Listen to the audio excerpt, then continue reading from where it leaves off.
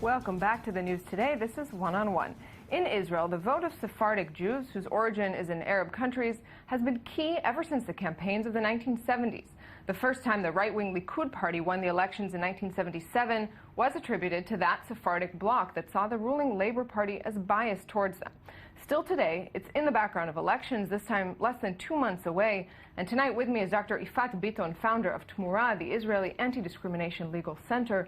Dr. Bitton, thanks very much for being with me. Hello, good evening. So from the outside, maybe even from the inside, when we think of discrimination in Israel, I think a lot of people think more towards the divisions between Arab Israelis and Jewish Israelis. But within Jewish Israelis, also in Israel, along ethnic and religious lines, there are a lot of different divisions. And you've been outspoken on how those connect to politics, which is extremely relevant right now. How do you see those as playing a role in the Israeli political system? So first of all, I'll start with a starting point, which is that this is something that is not at all known, outside the boundaries of Israel, but also inside Israel. You opened your remarks saying that, Sephardic Jews used to have a lot of influence, and they are a key, they play a key role in establishing the political situation in Israel. But this is something that is completely not discussed when we get to thinking about politics in Israel. Only recently, another poll was taken as to their influence on how the political, the Sephardic influence, how it has been played out after 77, when you look at some of the parties that were really, at government, such as Kadima, for example. I don't know how to say it. It's like Kadima. It used to be Ariel Sharon's party. Yeah, going forth. Ariel Sharon's party. That he formed. Yeah, and they won like 29, 40 at the first elections, and then 29 votes. And they used to be such an amazing party, and in terms of their governance power. And once eventually a Sephardic candidate was able to overcome an Ashkenazi candidate in this party, yes, through the primaries. Actually, she left after that, and they lost. They almost completely lost in the next elections. They won only 2 votes, and the poll indicated that only 4% of Ashkenazi voters of that party voted to that candidate for the same party, the same, politics, the same ideas of. So looking at maybe the evolution of that, if we see most of the polls tend to show that Sephardic voters would support the Likud in past years, at least, the more right-wing Likud party.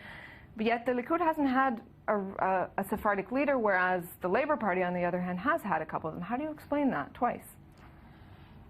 Well, it's very complicated, because also when you look at, at these leaders, Sephardic leaders in the Labour Party in Israel, they weren't very successful, and they were not leading the party. Yes, they were not leading the party through election times, and they lost on their next chair term. So there's no sense of Amir Peretz did sort of lead during election times. Yeah, so for him, for the but then he lost. So the sense it doesn't stick. Exactly, it doesn't stick. And also when Peretz lost to Amir Peretz, again we see the same pattern of behavior, leaving his mother party to join Sharon. So you could say, okay, there was a feeling that this is the right thing to do for everybody to gather around Sharon. But at the same time, you see a pattern here. Once the Sephardic leaders manage to climb up the ladder to lead the party, there's a flight. There's a flight. So do you attribute that to discrimination, to a problem from within that sector of society, or both? What's the reason behind that? I think that, again, as the numbers indicate, also with Peretz and Peretz, you could see that in most of the kibbutzim, where you have mainly Ashkenazi communities, Peretz won 68% of them, of their votes, whereas Peretz used to be himself a someone who grew at a kibbutz and incorporated all of their theories and ideas about social democracy. And it was really amazing to see how they are not willing to accept him as one of their own. So why did it never go further? For the Likud, for example, which polls as recently as 2013 showed a very strong support among Sephardic voters for the Likud.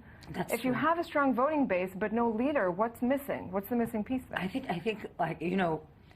history plays a substantial role in these patterns of voting. When you look at Sephardic Jews settled in underprivileged towns, in the wilderness of Israel, you don't see that the Likud has been in governance for, I don't know, grosso modo 40 years, exactly. It's been 40 years already, almost 40 years, and nothing has been substantially changed.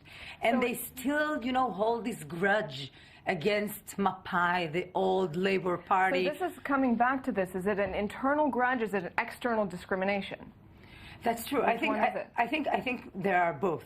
So there's a dynamic here which is very complex and complicated. And I think, another thing is that, in a sense, the Likud party offers something more rooted in Jewish identity that resonates with the strong